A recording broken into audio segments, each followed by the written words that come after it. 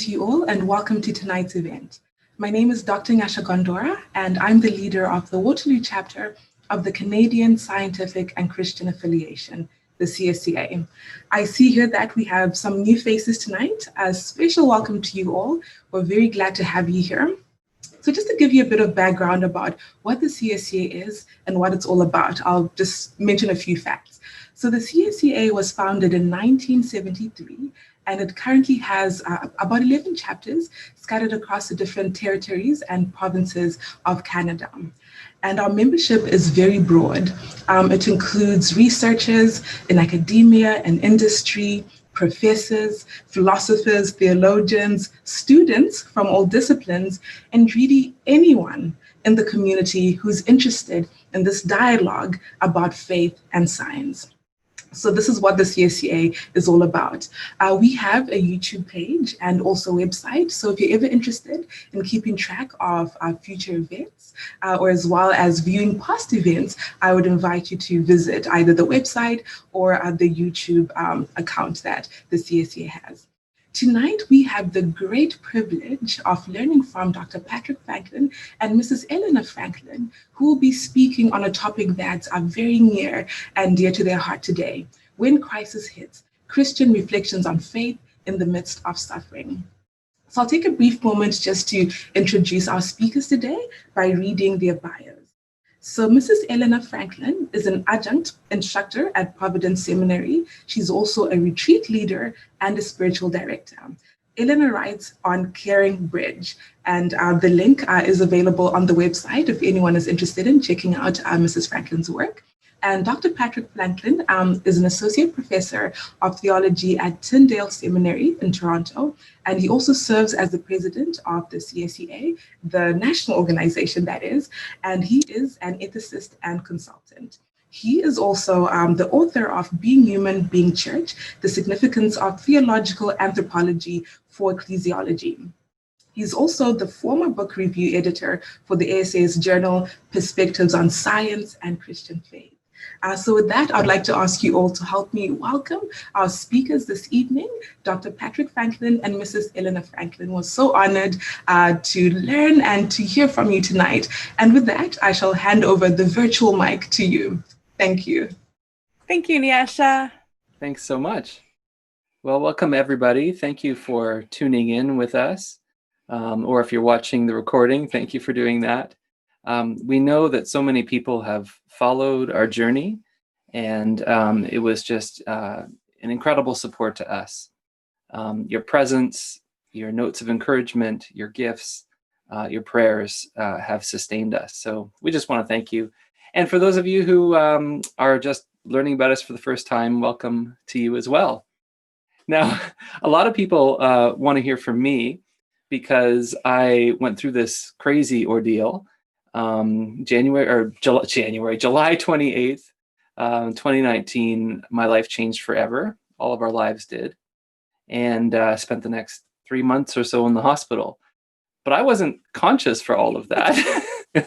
And so I do have a lot of experiences to share. But a lot of the experiences of walking through that belong to Elena. And so she's going to share a significant part of our story tonight. And she's going to start by walking us through that journey of suffering. So, Elena? Hi. Thanks for joining us. I'm going to dive right in, and then I'm going to reflect for a moment on how I'm feeling this evening about doing this. I'm going to be drawing from a few resources today as I share with you. I'm going to be doing some reading from my journal, some notes that I've written down, and at the end we'll share some photos. But I want to begin with a few words that I thought to share with you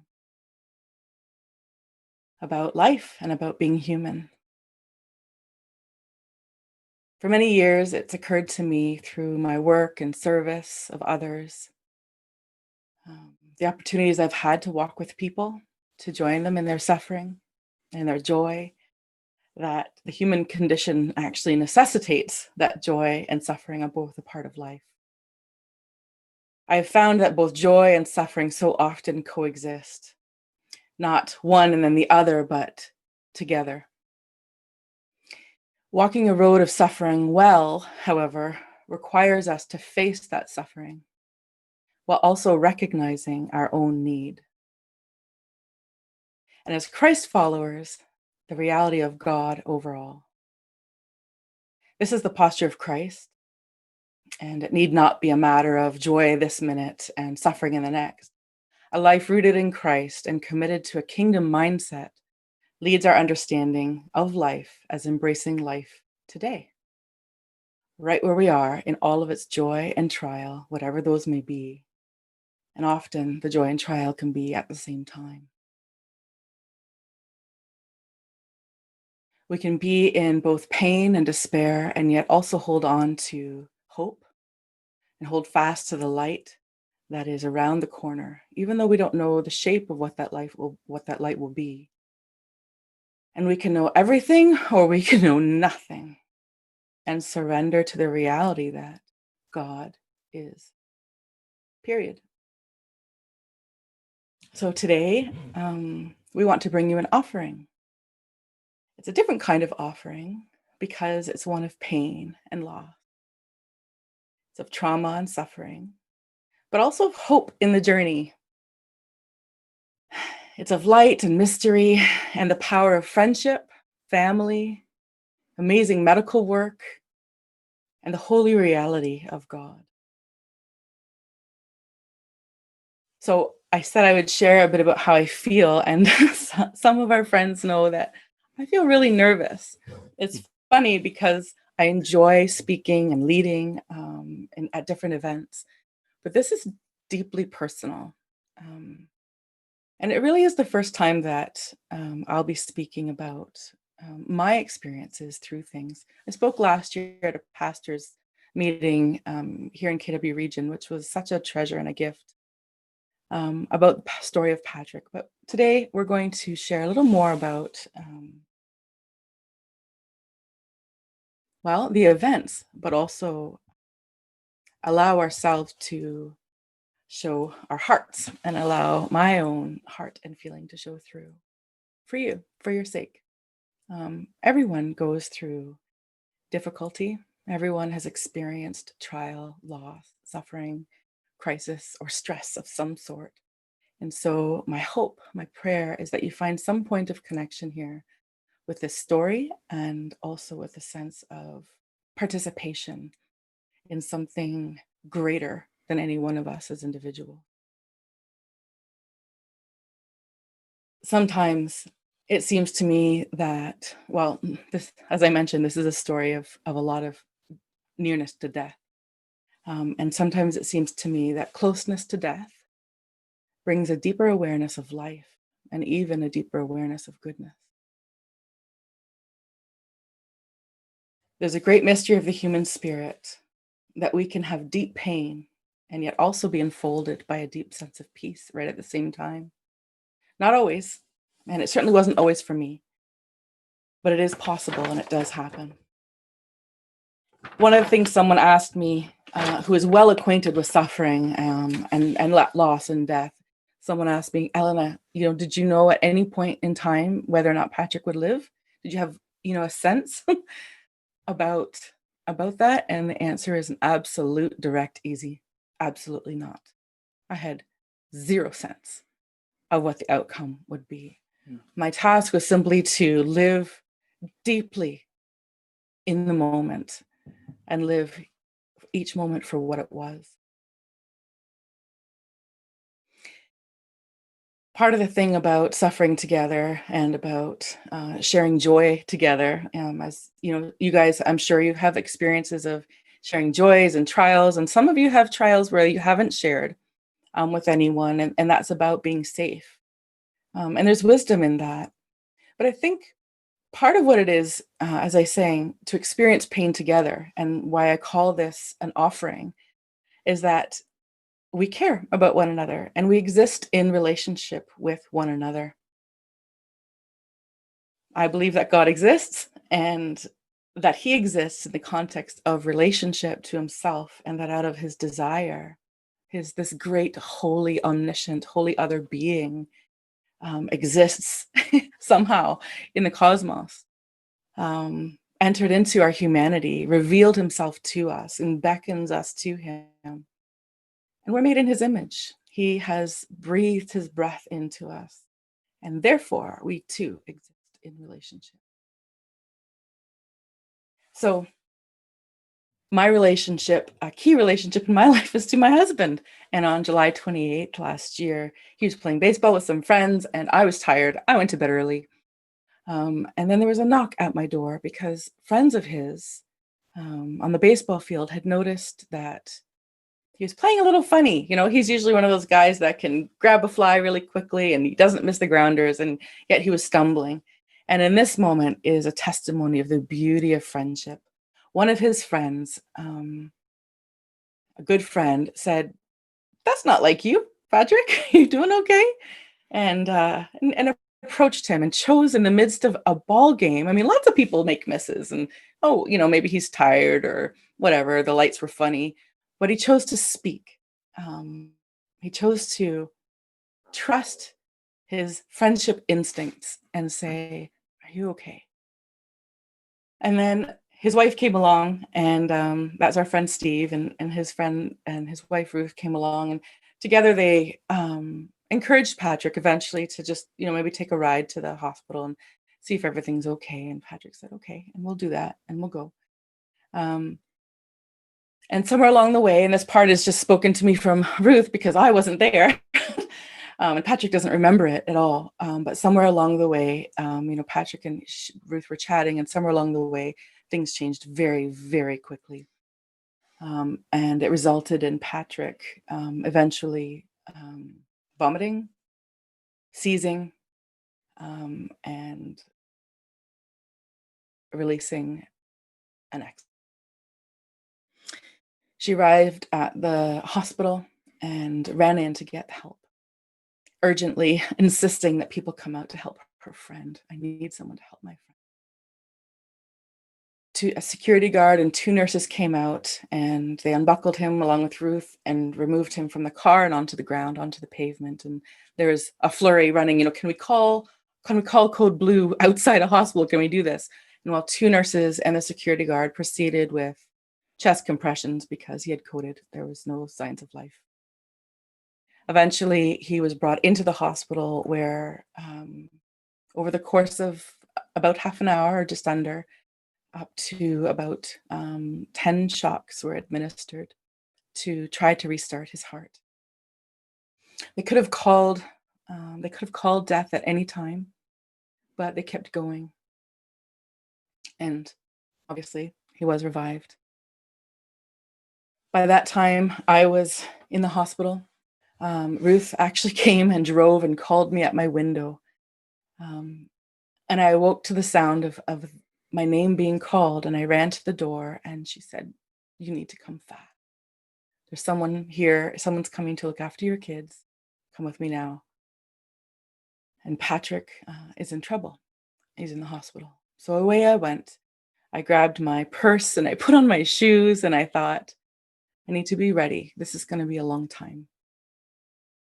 When we arrived in the hospital, and finally, when I asked where my husband was, "Where is Patrick?" and was shown to the room where he lay, they were struggling to keep him unconscious. And there are 2 cardiologists on site, and the one spoke to me and said, "Elena, he's here, he's alive, but we don't know for how long. And I'm not sure that the procedure that needs to happen, that he'll make it through. We don't know if it will work. It's very risky, but we're going to try." Well, actually, no, he said, "It's very risky and I don't know if it'll work." And I looked over at Patrick and I said, "Well, whether you try and he dies or whether you don't try and he dies, it's the potential same result. So yes, I give my consent." And he said, "Yeah, that makes sense." And well, anyway, I spoke with while they were preparing him for the surgery, which was really difficult because he kept breaking through the anesthetic. I went and spoke to the other cardiologist and I asked him, I said, why did this happen? Just so I can understand what's going on here. What are his risk factors? What about his health? Is it genetic? And he said, no, absolutely not. He's not a smoker. He doesn't have the risks. What you need to understand and just sit with is that what has happened to your husband is like being struck by lightning. So I went back over to him as they had readied him and prepared him for the procedure. And I had a few moments. And during that time, I had what I understood would be my last moments with my husband. I had invited my friends, Steve and Ruth, to be in the room with me, and they sat down off to the side. And that was important to me because I wanted them to know, in particular Ruth, to know that if Patrick died, that I'd be able to say to her, I agree with your choice. You made the right choice. Thank you for bringing him here. And so I turned to Patrick, and he was able to make a couple of gestures that he was in pain, and I leaned over him. I draped myself over him, as I had watched my grandfather do for my grandmother a few years ago. And I spoke into his face. And I said, are you scared, Patrick? And he nodded his head. And I said, are you concerned and worried about me and the kids? And he nodded. I said, we're okay, and we're going to be okay. And what you need to do most is fight for your life by resting and by trusting. God is with us. Medical team is about to take you, and you need to rest. So away he went, and then the procedure went well, and typical protocol which, with a heart attack is a hypothermic protocol where your body is cooled to protect your brain from further brain damage if there was any. And this is typically done for 24 to 48 hours. So that time passed, and you're kept under paralytic during that time as well. So unconscious, on life support, and on a paralytic. When the time passed, when the time was up, one of the physicians actually said, Elena, we're going to keep this protocol on for another 24 hours. And the reason why is severe and extensive damage. If he has brain function, we want to preserve what there is. And I said, well, can you tell me what she just said? Stop. You just need to know. Severe and extensive damage. And I had understood before this is that his heart attack, he had a 100% blockage at the part of the LAD, the left anterior descending artery, and this feeds 60% of the heart. And that's where the block was. Therefore, there was 60% of his heart was damaged. 65 actually was what they had said to me. I think that the next few days were as expected. He started to come out, and we had a couple of moments with him, and he said, Elena, with his gestures, he asked me how our kids were. He would draw on my hand the initial of each one of our kids. And then he asked me if he's going to be okay. And I said, without thinking or without knowing the truth that was on my lips, and I said, yes. And my job at that moment was to give him comfort and to allow him to rest. And I said it without even thinking. I didn't realize what was going to happen. I had hope, and this was typical. Well, not typical, but it was a massive event. We didn't know what his life would be. We didn't know what his brain prospect would be, but we were already seeing with all these signals that it actually looked really good. And one of the initial surgeons said he was amazed how things were looking so good, in fact, for such a severe event and so long without oxygen. Soon after that, things changed. He experienced sepsis and double pneumonia, which made sense. This happens. It's not completely uncommon. Pneumonia led to, and then after that, kidney failure. And again, this is not uncommon, not that it happens often. I sat there and I watched many people come and go during my time at the ICU, and I was able to observe some, what was typical for that particular month while I was in there. And though not uncommon, it's something that the medical staff are prepared for and understand well about how it happens. So I remember watching the urine bag the day before, noticing it wasn't filling. It was very small and the color was really dark. And I thought, oh dear Lord, it's his kidneys. And then the next day getting a phone call saying, I'm sorry, Mrs. Franklin, can we have your consent to start dialysis?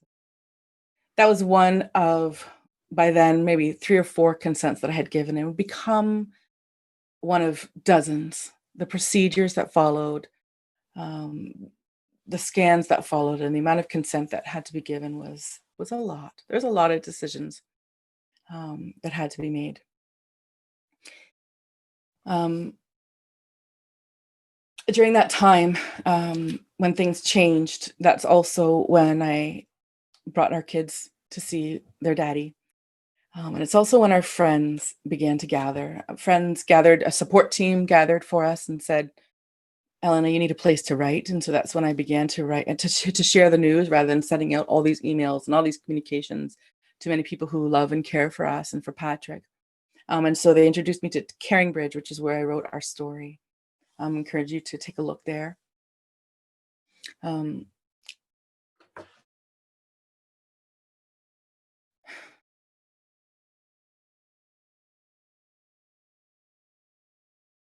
I think I'm just going to read to you guys a little bit about what happened next.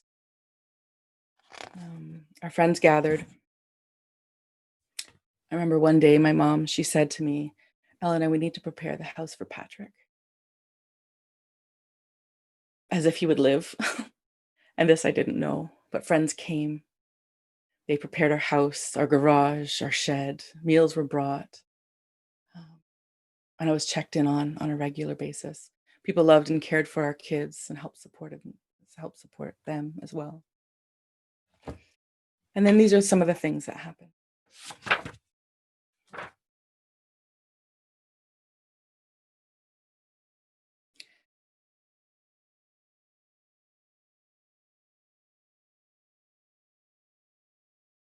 Day 13, more suffering, more pain.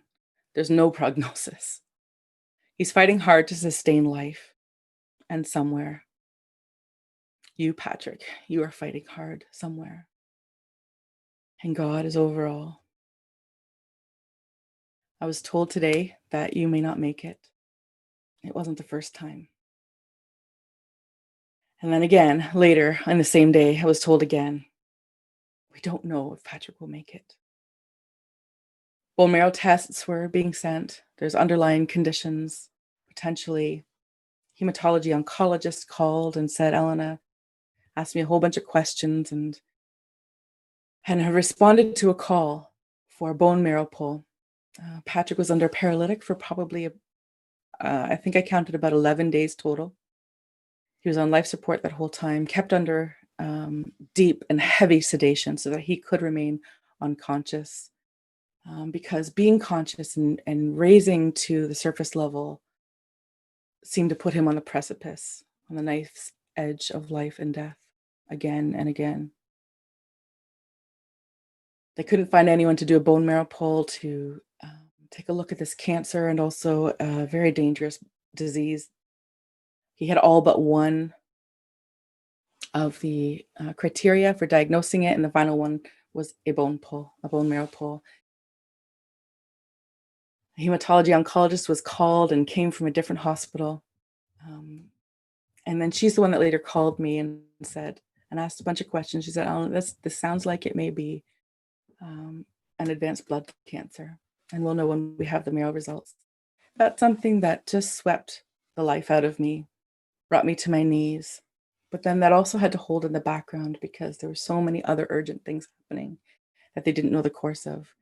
What they called it to me in the hospital was beyond complicated. And several times I was asked to bring in the children because Patrick was close to death. And I would say, let's come gather together so we can be with Daddy. We don't know if he's going to live.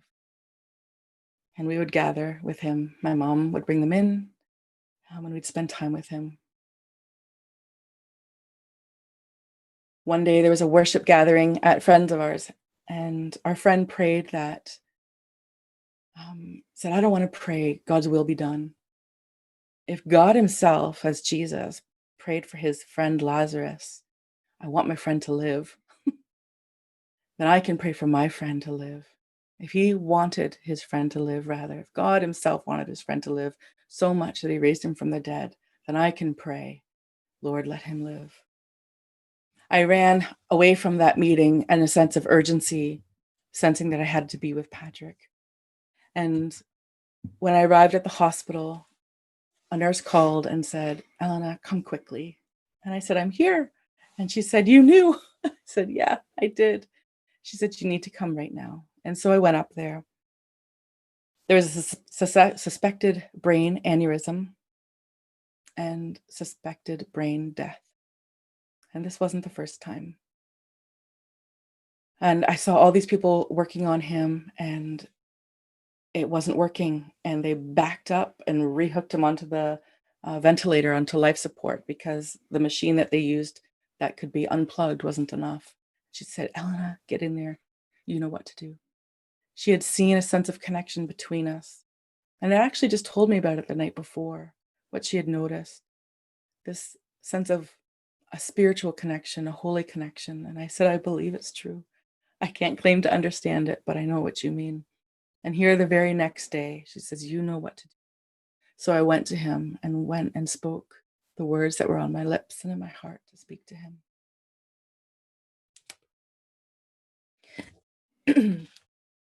Some of the things that happened even after that was in the morning. And they said, come and bring your kids, because we actually cannot, we don't know what's going to happen. And we brought them in. And while we were waiting, while he was eventually being able to be taken away for the CT scan, and then they came back.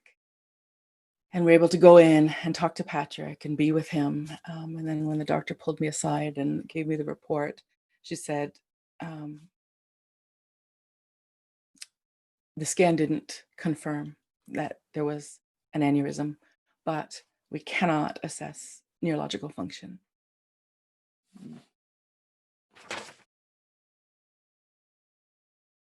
We soon discovered that dialysis was too severe for him, and he was put onto a continuous line, which was a lot of work on behalf of the nurses. There was mysterious infections and days and weeks with him at a fever of 104, even with the cooling of his blood running through the dialysis machine. There were suspected heart attacks, suspected pulmonary embolism. And one of those events happened in a single day, where suspected heart attack, suspected pulmonary embolism in the morning. And then I went out to speak with a colleague of Patrick's and bring him in to see and talk with Patrick while I spoke with the medical staff, who then shared with me that there was yet another suspected event that was life-threatening that had just happened. His CK readings, his inflammatory markers were, quote, off the charts, and they could not find the source of infection. There was suspected allergic reactions, interstitial inflammation, and basically every organ and life-sustaining act within the body was shutting down. He had ARDS, which is acute respiratory distress syndrome, and a respirologist showed me a picture of the CT scan, explained to me first how to look at one and what the dark spots mean and what the white means. And in this case, he said, Elena, it's like his lungs are filled with concrete, and then showed me a picture that was awash with white. And this is why his oxygen needs were not able to be met. So after that, they began a proning protocol where they lie you face down. And during this time, there was also suspected brain bleed and other things that were happening. And he had blood and mucus flowing out, not fast or anything, but slow, an unknown source, slow.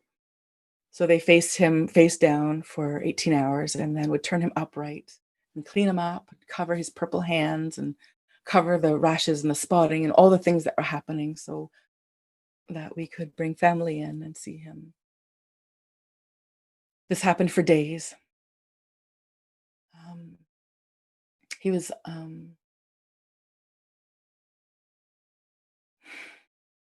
it's hard to say. Again, I had one conversation with a doctor who said, Elena, some people, Patrick lived through being struck by lightning, as you shared with me, that the surgeon had said. He goes, but some people live through, or have to experience rather, multiple strikes of lightning, and Patrick has been struck 4 or 5 times. It doesn't even make sense that he's alive. When Patrick started to, I should say it was 33 days. For 33 days, I was there every single day.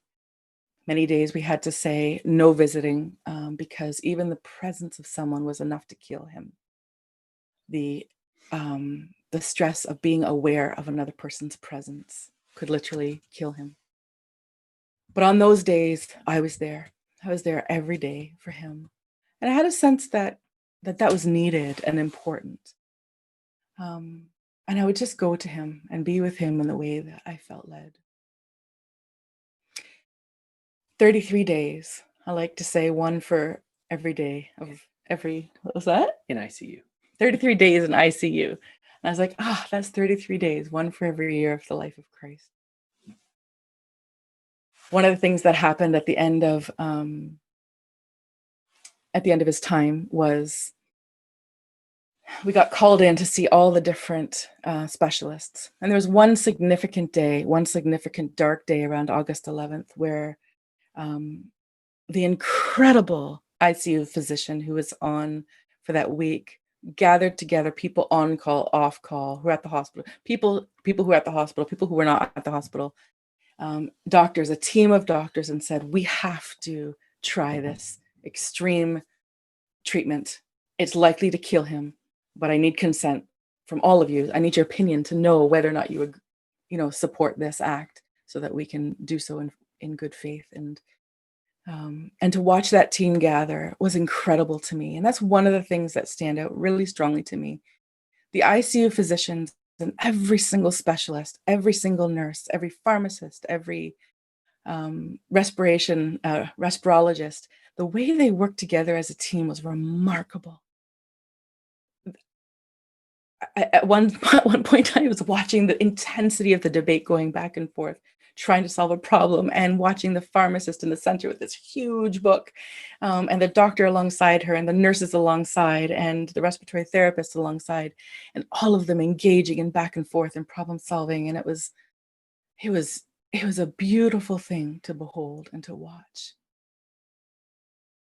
Everyone of the therapists that we got to see, the physicians that we got to see, marveled at Patrick and didn't know what to make of things.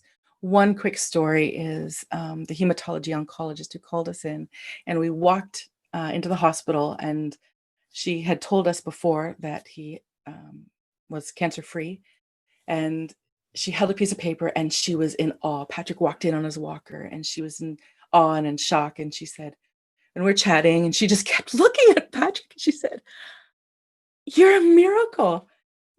This, you should not be here.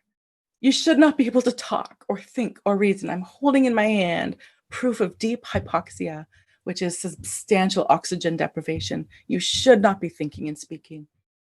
And also, he has one of my favorite words here, and I'm gonna have to put my finger on it to read it, but it's hemophago. Let's try that again. Hemophagocytic lymphohistiocytosis. Hemophagocytic lymphohistiocytosis. There we go. Hemophagocytic lymphohistiocytosis. He also has this, and it has a very high mortality rate. And it's basically like a Hail Mary from the bone marrow that your bone marrow throws off these large blastocysts that indiscriminately consume cells, saying, hey, maybe if I try eating this, it will, stop whatever is killing them, but actually it ends up killing you. That was something else that was happening that we didn't know beneath the surface. I wanted to fall to my knees. I think I need to stop there. Do you want to share? So there are some photos we're going to share of that time. And thank you, Elena. There's so many stories. There's so much one could share. It's very hard to know how much, where to put your focus. So Thank you. And I think the pictures will help with that as well.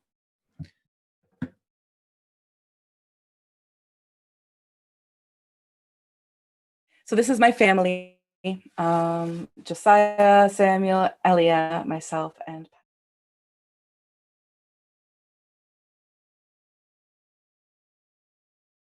my son Josiah, when he came to see his dad,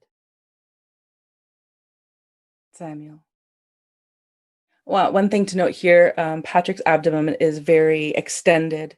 That was another thing that happened, is a suspected abdominal bleed or gangrenous and also gangrenous bowel tissue. My daughter, Elena. His eyes are open. That's because at that time he's on a paralytic. So he can't see or hear me, but we trust he does hear us.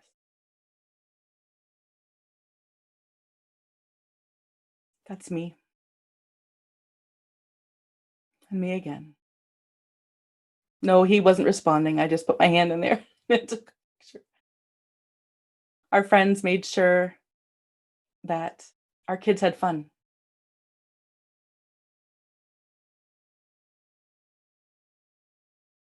And I made sure our kids experienced some normalcy in life. And in between, we visited Daddy. Here he is. A miraculous, incredible turnaround. He had he was intubated for 30 days. He was intubated for 30 days. And that was another way that we thought we would lose him. And they were able to do the surgery there in the ICU.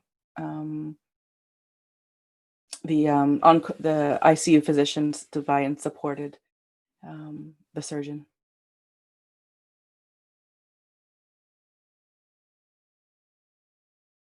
His eyes are open, but he's not in this world. He can hear us, but he's not able to engage. Same here, in and out. Just I love to help. All our kids did. He's engaging and waking up here. Family was important. Tending. This is one of my favorite pictures. It shows all of our personalities, I think, really well. It's Patrick enjoying a cup of coffee and thinking of my grandpa. His window overlooked the church that my grandpa taught at. It's interesting to think I was born at this hospital, and here we face life and death and life again. And he says, I raise my hands because I can. With my mom and in worship. This is at the St. Mary's Hospital Chapel. Sitting is extremely painful for Patrick at this time. His body's adapted to lying down, and he can't move or raise his hands beyond what I just showed you. My little girl.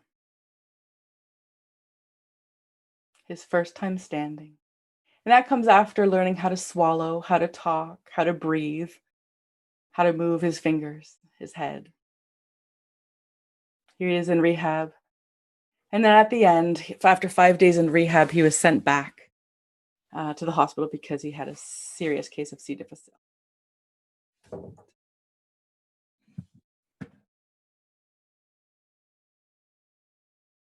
Okay. Thanks, Elena. So I thought it was really important for Elena to share the story. I can't fathom what it would take to walk with a spouse for that amount of time, sleeping, 2-3 hours a night for months on end, looking after kids, being there for me. And it was really important that Elena was there for me. One of the things about Elena's presence was she was like an anchor for me, really. And I remember the parts where I was conscious, and I've heard from others the parts where I wasn't, and how strong she was, how active and engaged she was. how her presence beside me would be calming for me. And that wasn't always the case with different staff and things like that. And then when I was awake, I would lie there looking under the curtains of the room, just waiting for Elena's shoes to show up. Because you just feel alone. You feel like a child in the hospital when you're helpless. And I would literally wait to see her shoes show up under the curtains, because I was that desperate for her to be there with me. I can share some experiences that I had. I'm going to share some negative ones because we're talking about suffering. And then I'm going to share some positive experiences, and including some godlike experiences that I had in the hospital. Well, not godlike, they were God-present experiences. So I'm not always aware of what the timing is of when I experience different things. There were some experiences that I had during the time when I was not conscious, probably closer to the end. Some of them while I was detoxing from the crazy amount of drugs I was on. And then others that may have been before, I don't know. And there are a lot of negative experiences. There are several aspects or ways in which being in that state was like torture. One, which was brutal for me, but actually is maybe not so bad, but extreme thirst. Just the thirst was crazy, and I would dream about drinking all kinds of things. I just couldn't wait to get out and go to a variety store. Like I dreamed of a fridge where I could grab Gatorade. I'd never drink Gatorade, but I craved it like crazy. And as I was beginning to become conscious, I kept asking for a drink, and Elena had to explain, "You've got a tube in your mouth. You can't drink anything." And then even later, I couldn't drink because my swallowing mechanism didn't work. I had a neurological delay, and that's where we had to work on the swallowing. So I could only drink these really thick, disgusting liquids for a while. But that thirst, and it really became a metaphor during that whole time of just being desperate and in need and so thirsty for refreshment. So thirst was one. Experiences of feeling like I'm being experimented on. A lot of these were sort of delusional or semi-delusional states. Some of them were actual hospital procedures that were hard to go through. Other times, my mind could have made things up around that. So I would think that I was in some military base somewhere being experimented on. And part of the narrative was actually like intriguing. It was sort of like, what we're doing to your body right now, this is going to help lots of people. And I can remember having that kind of delusion. Delusions of being poisoned, being other places, a lot of disorientation. I would think I was in Toronto, or I would think I was in Montreal, or I was back in Manitoba, and different things like that. There's one delusion in particular that stands out. Well, there's lots I could share, but in one, I was being held captive by a woman who was this elderly woman, but strong and seemingly gentle and kind, but she was trying to kill me in this delusion. And I was on this medication that I knew was going to kill me. And part of it was I needed to get something to drink to kind of dilute it, but I couldn't get anything to drink. And I could not get away from this woman. And every so often she would leave the room where I was being held captive. And I'd say, okay, I got to get up now. I got to get up now and go. But I couldn't get up. I couldn't move. And it was horrific. And these things would go on and on and on. It's sort of like the kind of dream when you feel like you don't wake up, but then you wake up when it gets worse, but you just don't wake up. And then something else happened in some of these where every so often this man would walk into the room and he would call my name. He would say, "Patrick," and he would say something comforting, and then he would leave, and then I would feel better. Later on, I was sharing this experience with Elena, and she asked me to describe this man, so I did. And she said, "Oh, that's so-and-so." It turns out he was one of the nurses. And apparently during the time when I was in pretty heavy detox, he would be one of the very few people that could approach my bed without all the vitals going nuts. And he would stand by me and he would speak my name. And I would calm down and even sleep for a little bit. Because during that time, I don't think I slept for 4 days straight or something, right? No. Eyes were just going. But I would calm and even get a little bit of rest. And it's fascinating that I described what he looked like. Yeah. And Elena knew who he was. And there were experiences like that where I can remember some visits that I had with several people. I remember words that Elena said to me at that time of encouragement. You have fought hard. You're fighting hard to live. You have a strong will to live. Her telling me what had happened, telling me not to be afraid, telling me God is with me, and all those kinds of things. A little bit later on, I remember friends visiting, and I can remember those conversations and even some of the topics. I remember talking about one friend about preaching, another friend about a theological debate he was having with his brother, or at least he was telling me about this stuff. But the memories are messed up because in my mind, one of those conversations took place in like a dingy hallway that was like dungeon-like and scary. But I remember he and his wife being there with me. So a lot of these delusions, and I could go on. There are many of those kinds of things. I went through a period of about, I don't even know how long it was, a week and a half maybe, where I was just vomiting in every day. And that was difficult. It was always in the evening. Extreme vulnerability. When you're in the hospital, you are vulnerable, and that's hard. I could not sit. I could not turn myself over.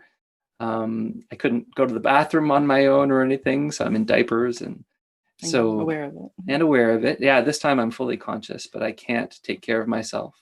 I'm at the mercy of others, and they were really good to me, but it's still hard thing to go through. Being conscious but totally incapacitated. I remember in the evenings quite often I'd be afraid to go to sleep because I'd be afraid I wouldn't wake up. And even during the time when I was vomiting, I would need doses of, what do you call it, Gravol to help my stomach. And but I'd be afraid because that would knock me out really quickly. And I'd really make sure I was leaning over because I didn't want to aspirate again, because that had happened. I heard that had happened earlier on and led to the sepsis and all that. So I was afraid to go to sleep.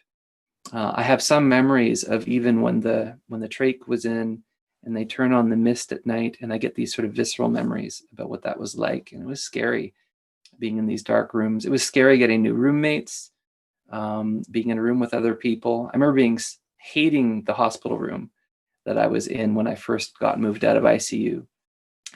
And then it's amazing, within a couple of weeks, I was afraid to leave that room. If they took me for a procedure or something, I didn't want to. It was safe at that point. So a lot of experiences like that. So those are some of the negative things. And there were some positive things as well. I mentioned the words of Elena coming through and her presence and the presence of others, family and friends that were around us really did make a difference for me. One little story that it stands out to me because I think it's just amazing. But there was a time, this is something that I was told about Josiah visiting. Can I share this? Mm-hmm. Yeah. And so this is when I was, I think, in the detox period or in and around there. No, it was while you were still in an induced coma. Oh, so this was much earlier. Yeah. So, and a note on that too, like this was actually a time when he was in an induced coma. He was on life support at this point, and his needs were so high. This was like flashing red with fentanyl at the 500 number and high amounts of various different sedatives. And yet they're having trouble keeping him under. So in this story, Elena brings Josiah to come visit me. And he was very good with me. You saw a picture of him earlier when I was awake and he was suctioning out my mouth. So he was good at that. And at this one point, he came to visit me and I was in this state. And as he approached, he talked to me gently, as he knew That's the way to approach me. And somehow I'm paralyzed. I'm on crazy amounts of drugs. I'm in a deep coma. Not on paralytic. Not on just short paralytic of at this that. point? No. Okay, good to know. And but my body's out of it, right? Like you could do surgery on me or something. And Josiah's talking to me, and I begin to break into consciousness. I start to break out of the sedation, and as I start doing that, You reached for him, like you went, yeah, but your eyes were closed, but yeah, bugging out actually. and then began to panic because I couldn't breathe. Yeah. And then they spent, I think you said, 5 hours trying to get me back down again. But something just speaks to me so much about what the presence of my boy did for me, and what it called out to me. It also says something to me about, to me anyway, about the spiritual nature of our being. Like, my body's totally out, so who or what exactly is coming to the surface to try to commune with his boy? Like, what is that? How does that work? I just think that's really, really cool. So I'm gonna turn it back to you now that I'm crying and I've got you tearing, and you can try to talk through your tears. Thanks a lot. I'm gonna come back to this feeling.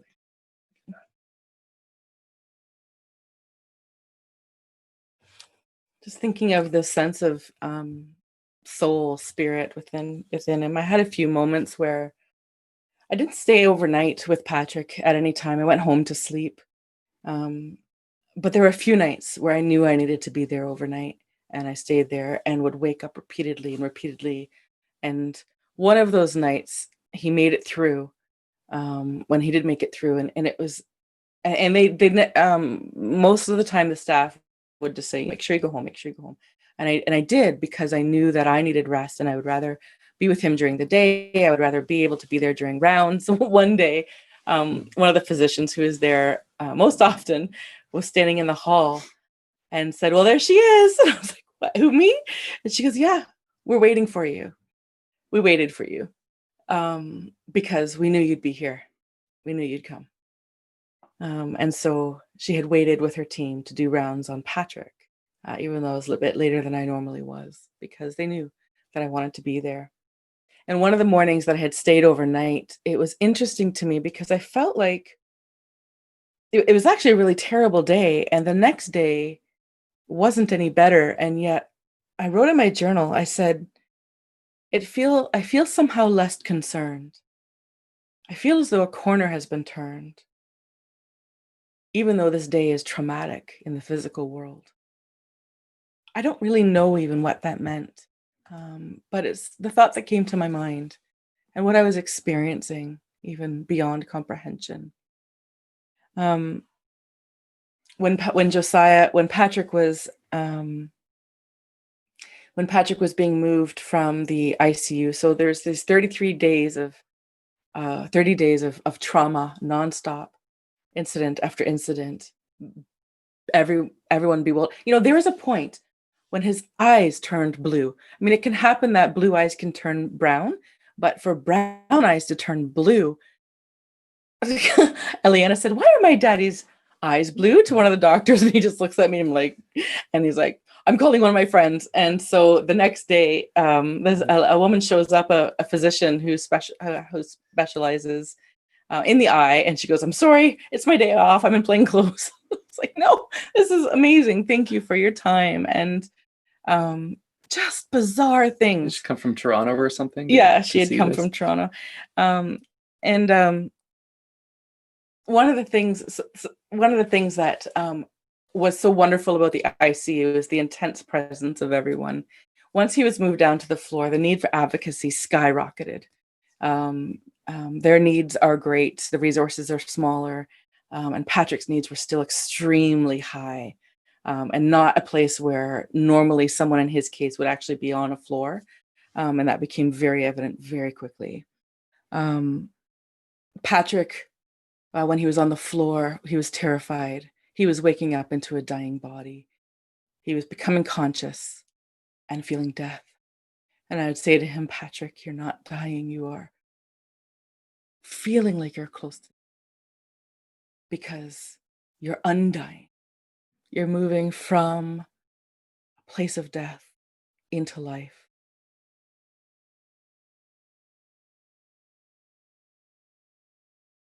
One of the things that I want to talk a little bit about is my healing journey. And do you want to say yours first? Sure, I could share a couple things. Or do you, yeah, okay. So I said earlier I'd share some of the positive things and the God moments. People ask you questions like, did you meet God? And I didn't have a sort of St. Peter experience meeting him at the pearly gates or some kind of personal physical meeting of God, but there were a number of things that were very much the presence of God in an overwhelming way. And I'm just going to mention three of them quickly. Early on in when I was conscious, not early on for you, but early on for me, there were 3 or 4 days when I was just experiencing flashbacks of memory. And these were going all the way back to like early childhood, things that I had forgotten about, things that I may not even known that I knew them, was just sort of like your life in replay. And there was a sense of God's presence in that as well. And I remember telling Elena when she came in, Elena, I think God is healing my memories. Because it seemed like a download, really. It seemed like I was getting all these memories back. And a lot of them were really delightful memories, a lot of positive ones. There were some hurtful ones too, but it seemed like even those were kind of being redeemed. And there was some healing in that. There was another time that again happened over the course of 3 or 4 days where I experienced something that I've never experienced before that or since that. And I just call them spirit waves. I'd be sitting one time in the wheelchair, which was very hard to do for the first while because I could hardly sit. And that was part of my strengthening, and it was also good for my lungs, but I could only do it for 5 or 10 minutes. But one time I remember just feeling these waves. It's hard to describe it other than light. feeling, waves of energy pulsing through me. And that would just happen for a minute or two. And one time Elena even noticed, she's like, what's going on? Because I'm just sort of, I don't even know what it is, soaking it up. And then I was noticeably stronger after that. And that happened about 3 or 4 times. Every time. In about a 1 week period. And I just believe those were times when I can't explain it, but where God was doing healing work directly. So yeah, that was really neat and special. And then I had profound experiences of closeness to God. And I could go on for a long time about this, but to share just one, there was a morning when I was just by myself and lying there and just having a sense that God was present. And then it became overwhelming. And I just started crying, weeping, and I probably spent a couple hours doing that. And what I was picturing in my heart and mind was the brokenness of the world and a sense of God's heart breaking for this broken world that he loves. And so that was a profound experience of God's presence. And it wasn't just a sort of God's presence thing, but it was also this: I'm present and I really want to heal this world. I want people to know me. My heart is for this world. And my heart was just breaking with God's heart in the midst of that. And so I shared that with Elena when she came to, and that was, so those are some profound times of God meeting for me, and also healing, direct healing, and then ongoing healing. Number of times I'd come in and find Patrick weeping, and he'd say, Elena, so I'd get in and I'd get busy and doing things, and he'd say, Elena, I need to tell you something, or Elena, I have something to say to you, or Elena, I want you to hear this. And every time it was this refined and deeply poignant communication. It was a special time, and it was a hard time, and it was a beautiful time. There was joy, and there was pain. There was suffering and law, hurt and confusion and goodness beyond expectation. Some of the healing journey for me, and this part, we're about to wrap up. So thank you for joining and listening with us. But a few things that we talked about that we'd like to share in kind of the after of that time. During the time when I was in the hospital, I had this otherworldly ability to focus on my husband, medical information, staff, friends, family. I remained present, and moment by moment, I incorporated and built information. My brain just placed pieces of a puzzle together and tracked them. Some were completed, some were remaining opened. I listened and learned from the physicians, nurses, pharmacists, and respiratory therapists. I felt comfortable with my level of understanding at each requirement of consent. I asked questions where I wanted to learn more, and the physicians kindly answered my questions and shared some of their thought processes with me, and shared what I was able to understand, their understanding with me. And that was immensely helpful to me. The vulnerability of the physicians, their ability to say, I just don't know, Elena. We don't heal people. And one moment when one said that to me, I said, no, but you create space for healing to happen. And thank you for your work. I was able to be present and with enough mental clarity to observe many things. But also, I know that I was existing on a good amount of adrenaline. And when I was alone, a good amount of adrenaline. And I had this idea of myself wearing like warrior gear. I wore dresses, and those dresses were like my warrior gear. And I imagined myself with a bow and an arrow, and I'd get all ready to go, and I'd go to the hospital. And then I'd come home and I'd grieve and cry and groan unutterable groans. I rocked my body. Oftentimes there'd be people in my house helping out with various things, and I was so thankful for them, and knew that they were okay with my need to be alone. I was a part of a people, and I felt blanketed with that which had no weight beyond holding. It was a suspension in love, which I understood as the presence of God. He was ever present with me. I felt a sense of connection and participation.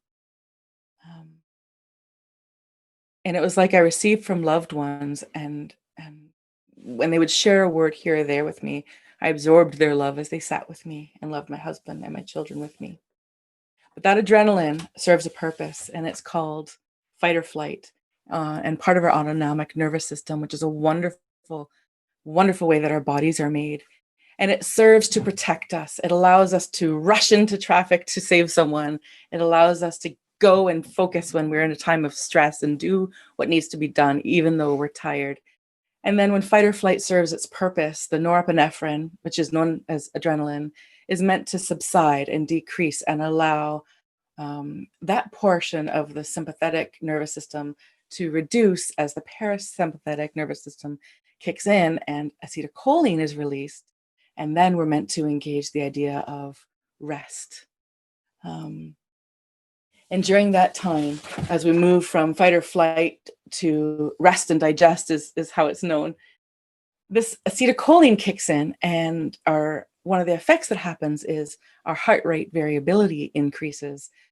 So that's a bunch of beautiful, incredible body science. And how that can be applied in healing and in growth is this. When we encounter stressful situations, which we all know about, or when we are in the midst of stress or crisis or trauma, a few things help our parasympathetic nervous system and acetylcholine to be released and engaged. Those things include connection with people, making a phone call, getting together with friends, exercising, laughter. And one thing that's been profound for me in my healing journey, and also for Patrick, and my doctor has taught me through this and worked and taught me wonderful skills, and that is slow, deep breathing. The slow, deep breathing. So my body, believes that it's still in crisis, and I am suffering from significant burnout and also just high reactivity. And so my body thinks it needs to still engage. And we all understand the idea of stress. Even though we may not be engaging it directly, we feel it. And so the slow, deep breathing is an incredible mechanism that literally communicates to our neurotransmitters and says, hey, sympathetic nervous system, norepinephrine, come down. Parasympathetic system, and even connecting with the vagus nerve to release the acetylcholine, rise up. And the net result is a body that's able to engage more quickly into a state of rest and digest. It's and with the other ideas that I gave you that we try to practice, that I try to practice, it's not a one-time fix-all thing, but it's starting for me. I've been learning a lot about getting to know my body, the way it's beautifully made, and the gifts that it has to keep me safe, to protect me, the systems that are engaged to protect my feelings and my emotions, and also safe ways to release stress and to teach my body that it's safe. Couple other things about ongoing healing. One has been the importance of friendship and community. Friendship and community and family support has been so important for us. And having the space to heal, having people come alongside, knowing when you need help and when to give you space and rest, because we're still exhausted. And so that's been something that's been, so the presence of people has been important, and also rest and space has been really important for us. We received a lot of financial support from community, and that was huge because what it meant is I didn't receive pressure to get back to work before I needed to. And my own workplace has been really gracious and accommodating to me, which I've been helped by immensely. So that's been really great. And then the other thing is, for me, navigating, managing my capacity. I haven't gone into detail about my physical state now. There's been a lot of miraculous progress. I'm doing well physically, and in some ways there aren't many things that I can't do that I could always do. But now what I wrestle with is what it costs me to do the things that I can do. And sometimes I get ahead of myself and then find myself reeling for a couple of days, realizing that, oh, that cost me more than I wanted it to. Yeah. And so this ongoing management of capacity is part of our ongoing healing as we adjust and think through what that looks like. So, yeah, thank you for listening to us. I understand there's a time of Q&A that we can engage in, so I'm going to turn it over to Nyasha and welcome questions. Patrick and Elena, thank you so much for your talk. I can't express just how much it was moving to just hear everything, you walked through, just the, many challenges you went through, but just the insurmountable faith that you had that sustained you during this time and that continues to sustain you right now. We're just so humbled by you as individuals. So thank you so much for sharing this story and just being so open with us today. I'm sure we've all learned so much and taken, just glimpses or snippets of what you've mentioned that we can apply to our own lives in terms of, just dealing with various challenges. So thank you so much. We really appreciate your talk and everything you shared with us today. So with that, we will move on to the Q&A section, where we will have a few questions. And we see here that we have 4 questions. So thank you for everyone who's posted your questions here. The very first one is, I would like to know how it is for you, Patrick, to look in hindsight and see the suffering your family endured and how it lingers perhaps even now. I expect it was a different kind of suffering than you experienced. So that's one question that I was asked today. Yeah, Good one. yeah, absolutely. I mean, you go through things physically and they're hard, but you can deal with physical suffering, especially when there's relief. But for me to think about the emotional suffering that they went through, like they had it way worse than I did. I don't have any doubts about that. And that it is hard, like thinking of what Elena went through, thinking of what my kids went through, especially. Our family unit, I mean, friends and broader family, of course, as well. But for my kids to deal with that, and we're still dealing with it. They are doing much better, but there was a time when, we were having to deal with helping them process, and there's anger that comes out of that, and there's all kinds of things pain that kids are processing. So yeah, it's difficult for me to think of them and what they went through. I have a strong sense of my calling to be present with them.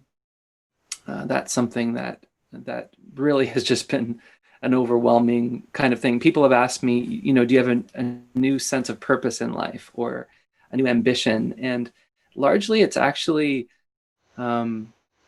I feel that my ambition in life is to live life more simply and to be present in the moment where it matters to those that matter most.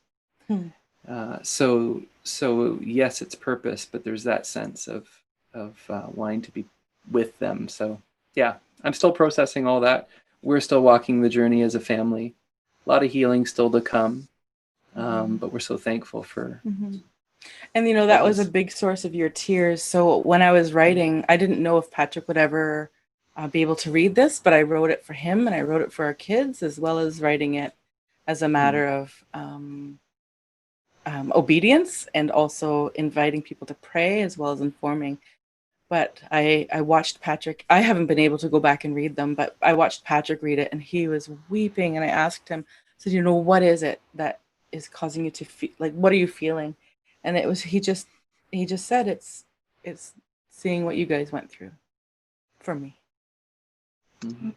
Thank you for sharing and answering that question. Honestly, it's just moving what you just said, striving to live more simply and being present in the moment for those who matter the most. I think that's something really profound, because we live in a time where there's so many demands on our time, and sometimes it's go, go, go, go, busy, busy, busy. But to hear you say that, I think that's a challenge to all of us, myself included. So thank you for sharing. So looking at the next question here, it's very similar to another question that's been asked. So I'll read 2 questions at the same time. So hopefully, given the similarity, you can address both at the same time. So the question is, I'm curious about your recovery, Patrick. At this distance online, you seem to be 100%. Is that right? And the next question is, Patrick, you look just like normal. How differently do you feel now as compared to before all of this happened? Yeah. So so this is a little bit like what I talked about in terms of what I can do versus what it costs me to do what I can do. In some ways, I feel very normal. In other ways, I know every night I experience a lot more fatigue. If I overdo it, I'll feel, I still feel the results of having CPR done to me. So I'll get heaviness in the chest. We don't think it's the heart. We think it's the inner muscles because if I stretch out, it kind of feels better. In your guts. So yeah, kind of like just inside, I don't feel the same. But there's been amazing progress along the way. I saw a cardiologist last November. That was my first cardiologist appointment coming out of the hospital. And that was one of the best pieces of news. He walked into the room. I had done a series of tests, including stress tests and other tests looking at my heart and so forth. And he says, what I'm going to share with you is a little bit shocking. You have minimal damage. And I couldn't even take that in. I asked him a series of questions. Well, can I do this? Can I do that? You can go run a marathon if you want to. So that was incredible. And after saying the miracle man himself. yeah, walking in and saying that, because all the early reports were not good even after leaving the hospital. Kidneys. So, yeah. So I received my first piece of bad news, actually. You received piles of bad news in that first month or 6 weeks or whatever. But then after, once I started coming, everything was positive. Sometimes 2 steps forward, 1 step back, but received first piece of bad news about a month ago. And it was an appointment with my nephrologist, kidney doctor, who said, good news, your kidneys have not gotten worse since February. So you're very unlikely to ever have kidney failure or need dialysis. Bad news, they haven't healed at all since February. So you're basically living with 1 kidney. So yeah, that's something that I'm, it was hard to hear because it was the first big sort of negative, but in other ways, it's like this ongoing reminder of this was real, and just amazing how much healing actually took place and is taking place still. So, yeah. I think one of the other lasting effects so far is Patrick's. He mentioned his capacity, but really a huge difference is his body doesn't seem to remember how to recover from exertion, effort, or daily life. So if he's, in a series of meetings or goes for a walk, then 2 days later, he can be pale as a ghost and deeply deprived and tired and not even able to speak properly. So it's a real wow, you look amazing and you're doing great and you can ride a bike and do awesome things. And then I can't move or think or talk. Yeah. And just done. It's very interesting. Yeah, the recovery is very strange and deeply impactful for daily life. Yeah. I think it was around last November that my nephrologist had forecasted. He said, based on what we've seen, in a year's time, I estimate you'll be at about 80%. And I'm probably somewhere in that area. Except for the recovery part. Aside from the capacity, paying for what you do sort of thing. So it's a constant navigation. Great, thank you for sharing, and we continue to pray for you as you navigate what remains this part or this side of the recovery. So the next question is, did you find that this experience has changed your theology at all? Do you want to talk to that? We could both probably say something about For that. me, I'd say the change is that I have a deeper, broader, and almost my concept of the spiritual life and of God, I think could be contained before, and now it can't.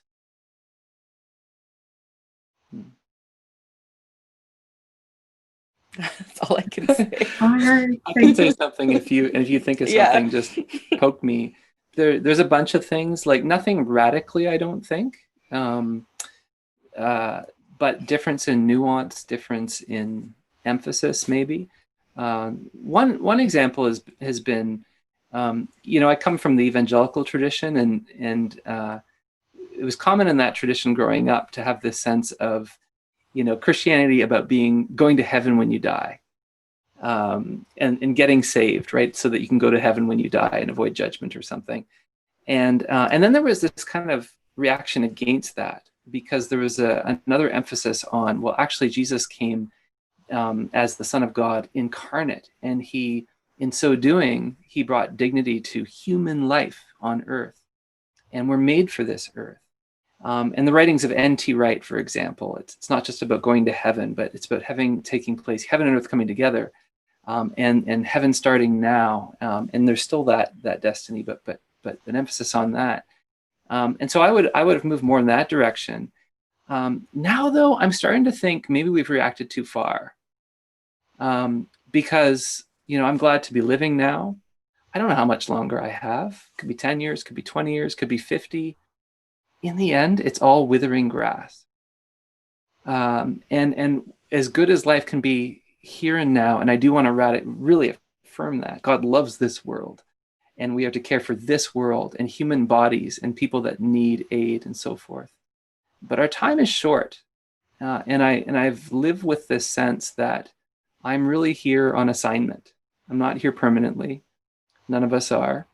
And I'm here on assignment. And one of my favorite verses is in Psalm 90, where it says, "Teach us to number our days rightly, Lord, that I may gain a heart of wisdom." And that's really come home. And that's part of the being present bit and everything too. It's not just about where we go, but it's about being confronted with that and then realizing life is short. And so what am I going to be present to now? And are my actions lining up with my heart priorities? Mm-hmm. So that's been one thing that's been emphasized. I could talk about probably lots of things, but yeah, that's been something significant for me. Yeah, that's a good question, and it's a big one. Yeah.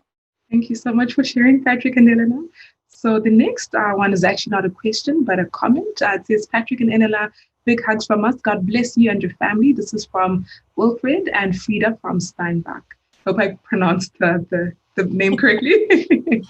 All right. The next question is, Patrick, would you say your experiences in this time have moved you around in an epistemological corner, past which skepticism about God is now less possible or even impossible for you? Could you just repeat the last bit there? I missed the last bit of this. Absolutely. So after epistemological. Okay, past which skepticism about God is now less possible or even impossible for you. Yeah, that's a good question. We all face doubt, and doubt is part of the Christian life. So this doesn't remove doubt, because I still doubt myself. You'd think that dying and coming back again would change you. Like, so you now are the best person ever, and in your home and in your relationships. But yeah, I'm the same old jerk sometimes. So I can still doubt myself. Christian faith is ultimately about personal faith. It's about personal trust. I can never sort out all the intellectual problems. And as a theologian, the more I figure out, the more I realize the box just keeps opening. And that's never not going to be true. If God is infinite and I'm finite, and if God is morally transcendent and I am a sinful being, prone to wander and ignore God, then I'm always going to wrestle. I'm always going to have questions. I'm never going to understand infinity. And I'm not the most smart human being in the world. I couldn't figure it out if it was all about figuring it out. But what personal faith means, like in a marriage relationship, I have to trust Elena. I have to trust that what she says to me really is what she's thinking in her mind.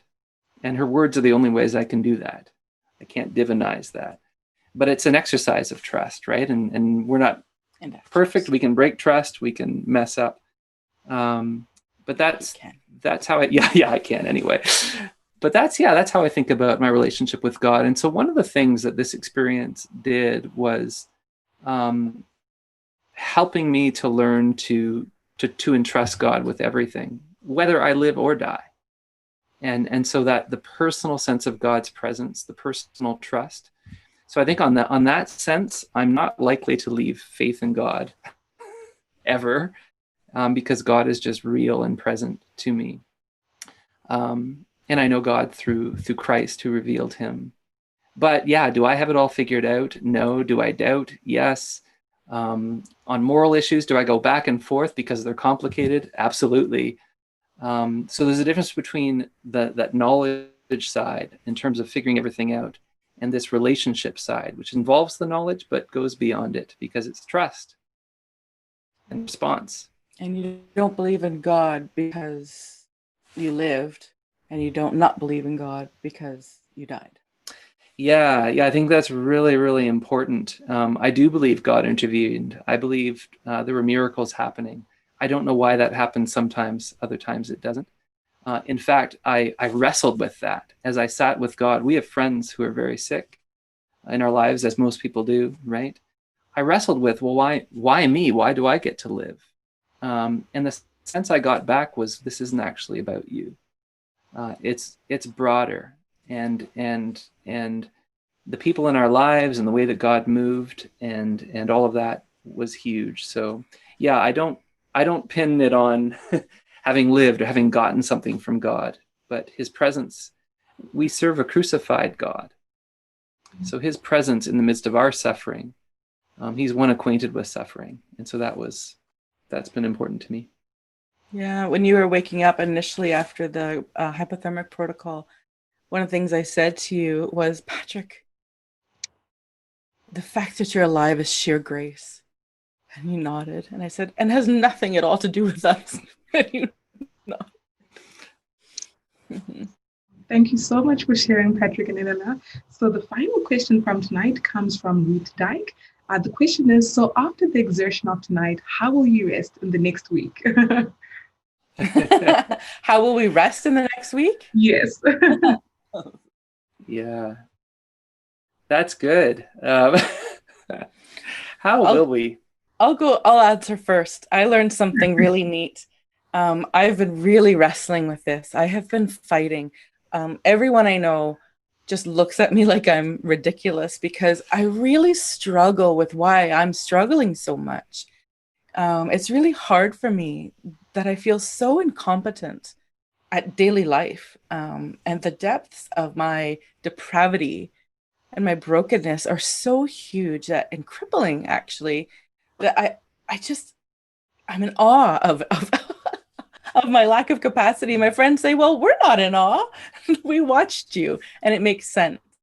And I mean, I know I'm selling myself short and it's a bit dramatic, but it really is hard. And I really am hurting and depleted.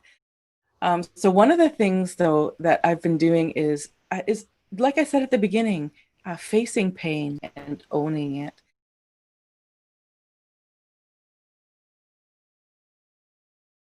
Whereas whatever is refreshing. So for me, it might be having a lot to do, but choosing to sit and have a cup of tea, choosing to call that friend, choosing to go for a walk. And that's something that I've just really begun to embrace, choosing to stop and have fun with my kids, because that's what I actually really want to do. And maybe one more thing between us, when you go through something like this, you're in survival mode, and it's so easy to turn to what's going on in me, and us both turning toward our kids to try to help them, and then have nothing left for each other. And so or ourselves. Yeah. So the threat that crisis can bring even to marriage and relating. And so that's something we've been thinking a lot recently is creating space for each other, just to connect emotionally, to be present to each other, and to actually be intentional about that, because it's easy to do all the other stuff if we don't prioritize that. So what do you do for rest? What do I do for rest? Yeah. The exercise is important to me, both because of my heart and I want to have a healthy heart, but also because it's part of stress management and endorphin release and all that kind of stuff. So I'm exercising pretty regularly. I do breathing exercises too, because they can help with lowering blood pressure and just general anxiety and stress and things like that. And watching a favorite TV show with his kids. Yeah, Star Trek night with my boys once a week. Movie nights with me. That is awesome. Yeah, and reading Harry Potter to my daughter. We do that every night. That is awesome. Patrick and Elena, thank you so much, not only for your amazing talk today. I'm really honestly so deeply impacted, and I'm sure so is everyone who was present for your talk today. But thank you also for answering all these questions and just letting us understand just a bit more about what you went through and how you've come through on the other side. So thank you so much for everything. We just want to honor and thank you. And you're both such amazing individuals. So thank you for everything. On that note, I would also like to thank Mark McEwen, who was with us today, helping us with the technological side of everything. Mark, really appreciate all your input and your help.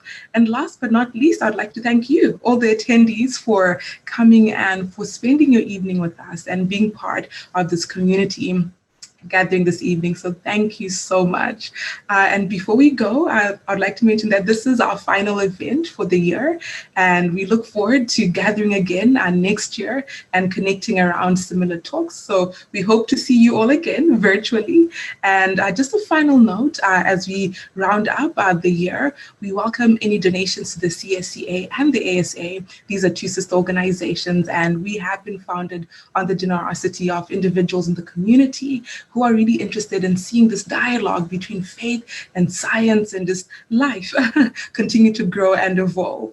So thank you so much, everyone. And once again, Patrick and Elena, we don't have words enough. Thank you for your time and for everything today. Thank you, Nyasha. Thanks, Nyasha. Bye, everyone. Thank you. Thank you.